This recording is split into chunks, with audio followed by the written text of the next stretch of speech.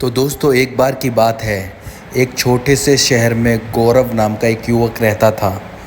वो बहुत ही आलसी था और अपने ज़रूरी कामों को हमेशा टालता रहता था, जिसके कारण वो अपनी पढ़ाई में अच्छा स्कोर नहीं कर पाता था। उसके परिवार वाले उससे हमेशा कहा करते थे कि बेटा समय का मूल्य समझो। जो समय अभी तुम बर्बाद कर रहे हो वो कभी वापस नहीं आएगा। लेकिन वो हमेशा उनकी बातों को नज़रअंदाज करता था। वो सोचता अभी तो बहुत समय है, बाद में कर लूँगा। और पढ़ाई करने के लिए वो शहर भी गया, लेकिन उसकी आदतें नहीं बदली और वो अपना पूरा दिन दोस्तों के साथ मस्ती करता और रील्स स्क्रॉल करता। गौरव के शहर में एक बुज़ुर्ग आदमी भी रहता था जो बहुत ही बुद्धिमान और ईमानदार था। एक दिन गौरव ने तय किया कि वो उस बुज़ुर्ग आदमी से मिलेगा ताकि वो पूछ सके। गौरव उस बुज़ुर्ग आदमी के पास जाता है। वो बुज़ुर्ग आदमी पेड़ के नीचे बैठकर मेडिटेशन कर रहा था और गौरव ने नमस्कार करते हुए कहा, मेरी मदद कीजिए, मैं ज़िंदगी में विफल हो रहा हूँ।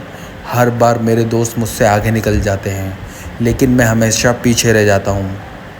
मुझे उन सबसे अच्छा बनना है। मुझे बताइए कि ये मैं कैसे कर सकता हूँ। बुज़ुर्ग आदमी बोला, बेटा तुम संघर्ष झेल रहे हो क्योंकि तुम अपने कामों को हमेशा टालते हो और समय की कदर नहीं करते।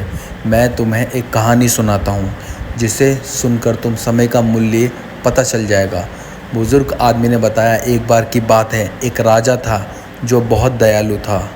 वह अपनी जनता से बहुत प्यार करता था और उनकी मदद किया करता था। एक दिन उसे एक व्यक्ति मिला जो आलसी और गरीब था। उसके पास ना तो पैसे थे और ना ही नौकरी और ना इज्जत। वो हमेशा अपनी परेशानियों का दोष दूसरों को देता था। राजा ने उससे उसकी ज़िंदगी और परेशानियों के बारे में पूछा।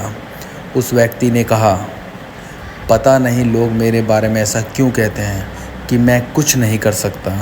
जब भी मैं किसी नौकरी की तरफ जाता हूँ सब मुझे मना कर देते हैं।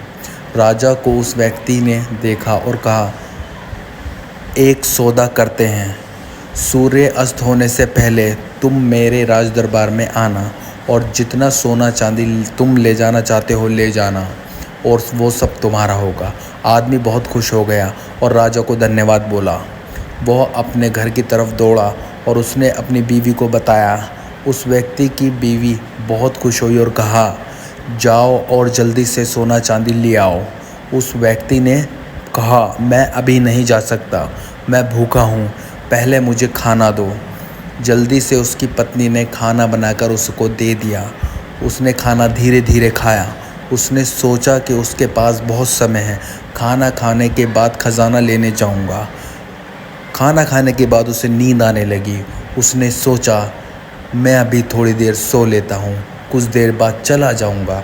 उसने सोचा कि वह थोड़ी देर के लिए ही सोगा, लेकिन वो 2 घंटे के लिए सो गया और जब वो सोकर उठा तो उसने देखा कि देर हो चुकी है।